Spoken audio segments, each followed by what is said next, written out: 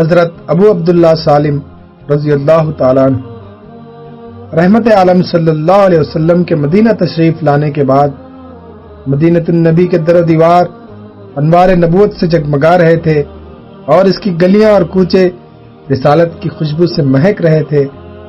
اسی عہد سعادت میں ایک دن سرور عالم کاشان اقدس میں رونق افروز تھے اور ام المومنین حضرت عائشہ صدیقہ رضی اللہ تعالی عنہ کسی کام سے باہر گئی ہوئی تھی۔ ان کی واپسی میں خلاف توقع غیر معمولی دیر ہو گئی تو حضور مضطرب ہو گئے۔ ابھی آپ اس بارے میں کچھ سوچ ہی رہے تھے کہ ام المومنین واپس تشریف لے آئیں۔ حضور نے پوچھا، عائشہ اتنی دیر کہاں لگائی؟ ام المومنین نے عرض کی، یا رسول اللہ، میرے ماں باپ آپ پر قربان، میں واپس آ رہی تھی کہ راستے میں ایک قاری کی تلاوت قرآن مجید کی آواز میرے کانوں میں پڑی۔ اس آواز میں کچھ ایسا سوز اور ایسی تاثیر تھی کہ میں اس میں بہو ہو کر رہ گئی اور زمین نے میرے قدم پکڑ لیے۔ اسی سبب سے مراجعت میں تاخیر ہو گئی۔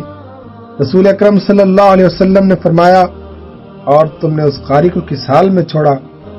ام المومنین، یا رسول اللہ، وہ میرے آنے تک تلاوت میں مشغول تھا۔ حضور یہ سن کر مان کھڑے ہوئے اور اشتیاق میں اپنی ردائے مبارک سنبھالتے ہوئے باہر تشریف لے آئے۔ دیکھا تو فی الواقع اس قاری کے حسن قرات سے لوگ ٹھٹک کر کھڑے ہو گئے اور ان پر محویت اور استقراق کا عالم طاری تھا۔ یوں معلوم ہوتا تھا جیسے تمام کائنات ساکن ہو گئی ہے۔ یہ دیکھ کر حضور کا رخ اقدس فرط مسرت سے چمکنے لگا اور زبان رسالت پر بے اختیار الفاظ جاری ہو گئے، الحمدللہ الذی جعل فی امتی مسلکا، ساری تعریف اس اللہ کے لیے ہے جس نے میری امت میں تمہارے جیسے شخص کو پیدا کیا۔ یہ خوشبخت اور عظیم المرتبت قاری قرآن جس پر خود فخر جن و انس نے فخر و ناز کا اظہار فرمایا، حضرت ابو عبداللہ سالم مولا ابو حذیفہ تھے۔ حضرت ابو عبداللہ سالم کا شمار ان اجل صحابہ میں ہوتا ہے جو قرآن حکیم کے حافظ، عالم اور فن قرات کے امام تھے۔ رسول اکرم صلی اللہ علیہ وسلم فرمایا کرتے تھے، قرآن سیکھنا ہے تو عبداللہ بن مسعود، سالم مولا ابو حذیفہ، ابی بن کعب اور معاذ بن جبل سے سیکھو۔ ان چاروں میں بھی حضرت سالم کو امتیاز حاصل تھا کہ وہ عربی نژاد نہیں تھے بلکہ ایرانی الاصل تھے۔ اس کے باوجود اللہ نے انہیں فہم قرآن میں وہ ملکہ عطا کیا کہ خود لسان رسالت میں لوگوں کو ان سے قرآن حاصل کرنے کی تلقین فرمائی۔ حضرت سالم کے آبا اجداد ایران کے شہر استقر کے رہنے والے تھے۔ والد کا نام با اختلاف روایت موقل یا عبید تھا۔ سالم مکہ معظمہ کب اور کیسے پہنچے اس بارے میں مختلف روایات ہیں اور ان کی تطبیق میں خاصی مشکل پیش آتی ہے۔ علامہ ابن اسیر اسد الغابہ میں راوی ہیں کہ سالم یثرب کی ایک خاتون سبیتہ بنت یار انصاریہ کی غلامی میں مدینہ پہنچے۔ انہوں نے آزاد کر دیا تو حضرت ابو حذیفہ بن عتبہ نے انہیں اپنا بیٹا بنا لیا۔ اس طرح ان میں انصاری اور مہاجر دونوں کی حیثیتیں شامل ہو گئیں، لیکن ابن اسیر نے وضاحت نہیں کی کہ سبیتہ کی غلامی سے آزاد ہونے کے بعد حضرت سالم کا تعلق حضرت ابو حذیفہ سے کیسے قائم ہوا۔ وہ تو مکہ کے رئیس عتبہ بن ربی کے فرزند تھے اور وہیں ان کی مستقل سکونت تھی۔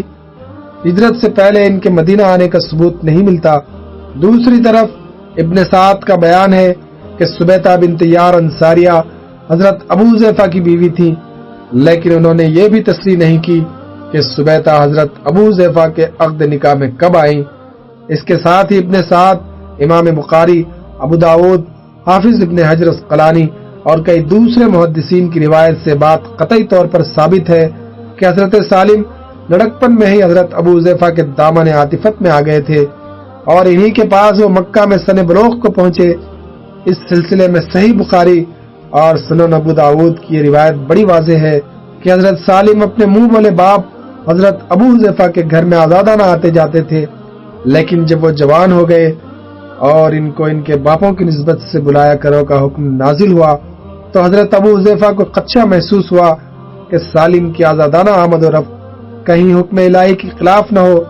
چنانچہ انہوں نے اپنی اہلیہ سہلہ بنت سہیل کے سامنے اس خدشے کا اظہار کیا۔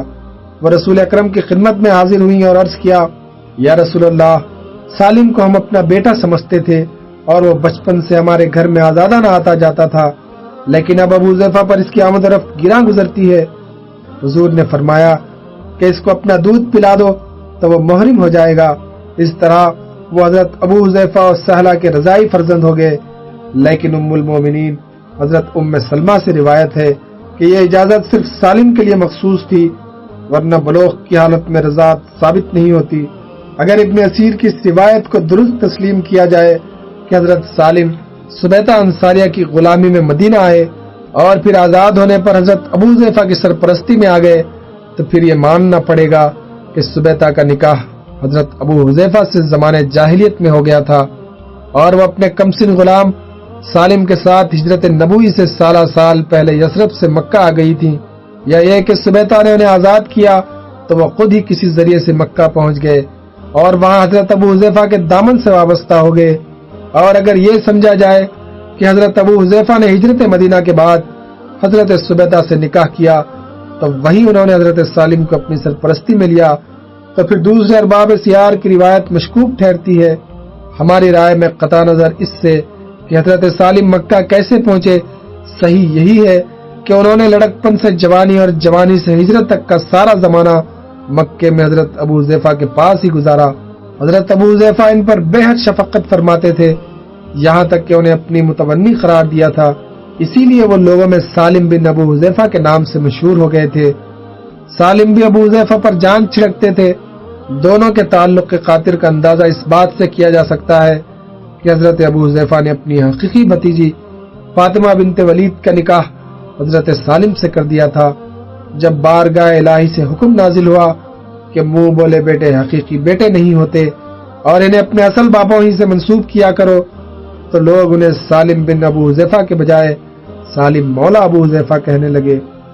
حضرت سالم کی ابھی مسیں بھیگ رہی تھی کہ فاران کی گھاٹیوں سے آفتاب رسالت طلوع ہوا۔ جن بدبختوں کی آنکھوں پر پردے پڑے ہوئے تھے اور دلوں پر کفر و شرک کے قفل لگے ہوئے تھے، انہوں نے تو اس نور مبین کی طرف سے آنکھیں بند کر لیں، لیکن سعید الفطرت ہستیاں آہستہ آہستہ دعوت حق قبول کرنے لگی۔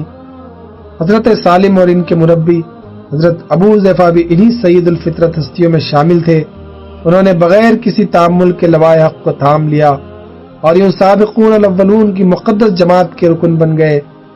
سرور عالم نے مکہ معظمہ میں حضرت سالم کا بھائی چارہ امین الامت حضرت ابو عبیدہ بن الجراح سے کر دیا۔ ہجرت مدینہ کا حکم ہوا تو وہ حضرت ابو حذیفہ اور متعدد دوسرے صحابہ کرام کے ہمراہ ہجرت نبوی سے پہلے مدینہ پہنچ گئے۔ قیام مکہ کے دوران میں انہوں نے ہر قسم کی رکاوٹوں اور مصائب و شدائد کے باوجود فیضان نبوی سے بہرایاب ہونے کا کوئی موقع کبھی ہاتھ سے نہ جانے دیا۔ چنانچہ علوم دینی میں انہیں بدرجہ کمال حاصل ہو گیا اور وہ اپنے فضل و کمال، حفظ قرآن اور حسن قرات کی بدولت تمام صحابہ کرام میں بڑی عزت کی نظروں سے دیکھے جاتے۔ سرور عالم کی قباء میں نزول اجلال سے پہلے حضرت سالم کو مہاجرین اولین کی امامت کا شرف حاصل ہوا۔ حضور قباء سے مدینہ تشریف لے گئے تو حضرت سالم مسجد قباء میں مستقل امامت کے فرائض انجام دینے لگے۔ صحیح بخاری میں ہے کہ حضرت ابو بکر صدیق، حضرت عمر فاروق، حضرت عثمان ذو النورین، حضرت عبد الرحمن بن عوف، حضرت سعد بن ابی وقاص اور بے شمار دوسرے جلیل القدر صحابہ نے بارہا حضرت سالم کی اقتداء میں نماز پڑھی۔ اللہ تعالیٰ نے حضرت سالم کو لحن داؤدی عطا کیا تھا۔ جب وہ خوش لحانی سے قرآن کریم کی تلاوت کرتے تو سننے والوں پر از خود رفتگی کی کیفیت طاری ہو جاتی۔ خود رسول اکرم صلی اللہ علیہ وسلم کو ان کے حسن قرات پر ناز تھا اور آپ لوگوں کو ان سے قرآن سیکھنے کی تلقین فرمایا کرتے۔ مدینہ منورہ میں رسول اکرم صلی اللہ علیہ وسلم نے حضرت معاذ بن معاذ انصاری کو حضرت سالم کا مواقاتی بھائی بنایا۔ وہ حضرت سالم کے لیے ہر قسم کے ایثار پر آمادہ تھے، لیکن ان کے زہد و تقوی اور استغنا کا یہ عالم تھا کہ کبھی کسی معاملے میں حضرت معاذ کو تکلیف نہیں دی، بلکہ جو کماتے سب راہ حق میں صرف کر دیتے اور خود بڑی خوش دلی سے فقر و فاقہ کی زندگی بسر کرتے تھے۔ حضرت سالم علم و فضل کے میدان کے ہی شہسوار نہ تھے، بلکہ میدان جہاد کے بھی شیر تھے۔ بدر، احد، احزاب اور دوسرے تمام اہم غزوات نبوی میں رسول اکرم کے ہم رکاب رہے اور کمال شجاعت کا مظاہرہ کر کے حضور کی رفاقت کا حق ادا کیا۔ صدیق اکبر کے عہد خلافت میں وہ اپنے منہ بولے باپ حضرت ابو حذیفہ کے ہمراہ یمامہ کی خوفناک جنگ میں شریک ہوئے۔ بعض مورخین کی رائے میں مسلمانوں کی جتنی لڑائیاں پیش آئیں یہ ان میں سخت ترین لڑائی تھی۔ ان میں لوہے کی لوہے سے ٹکر تھی۔ ایک طرف وہ عرب مجاہدین تھے جو اللہ اور اللہ کے رسول کے لیے لڑ رہے تھے، اور دوسری طرف وہ کثیر تعداد عرب مرتدین تھے جو قبائلی عصبیت اور مسلمہ کذاب کے دجل و تلبیس کے زیر اثر لڑ رہے تھے۔ یہی لوگ جب دوبارہ اسلام کے دائرے میں آ گئے تو انہوں نے اول الذکر مجاہدین کے ساتھ مل کر قیصر و کسریٰ کے تخت الٹ دیے۔ اس پونین جنگ میں مہاجرین کا علم صرف سالم کے پاس تھا۔ ایک موقع پر جب مرتدوں کی بے پناہ دباؤ سے مجبور ہو کر مسلمانوں کے قدم اکھڑنے لگے تو سالم ایک گڑھا کھود کر اس میں پاؤں جما کر کھڑے ہو گئے اور للکارے، مسلمانوں افسوس، رسول اللہ کی رفاقت میں تو ہم اس طرح میدان نہیں چھوڑتے تھے۔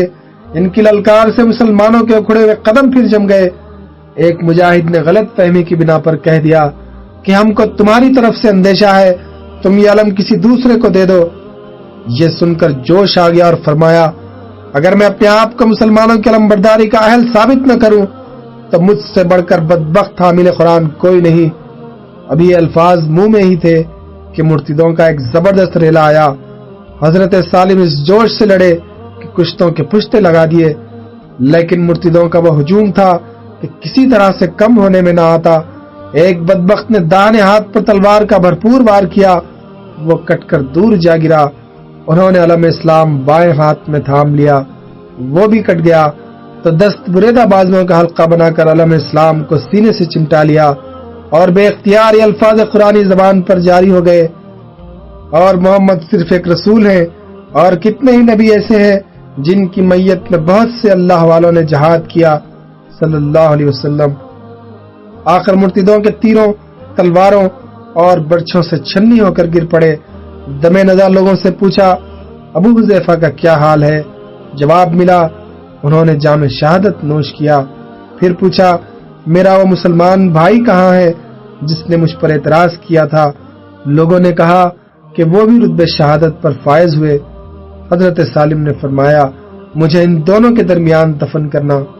اس کے بعد روح قفس انصری سے پرواز کر گئی۔ یہ روایت علامہ ابن اسیر کی ہے۔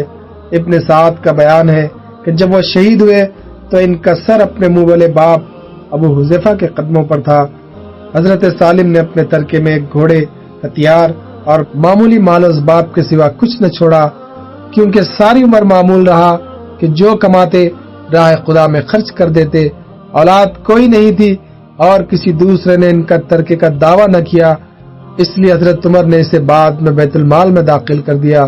حضرت سالم کے فضل و کمال اور اخلاق و محاسن کا حضرت عمر فاروق پر اتنا اثر تھا کہ جب وہ دنیا سے رخصت ہونے لگے تو فرمایا، اگر آج سالم موجود ہوتے تو خلافت کے لیے میں انہیں نامزد کر دیتا، مجلس شورا کی ضرورت ہی نہ پڑتی۔ فاروق اعظم کے ارشاد سے حضرت سالم کا مرتبہ اور صلاحیتوں کا بخوبی اندازہ کیا جا سکتا ہے، رضی اللہ تعالیٰ عنہ۔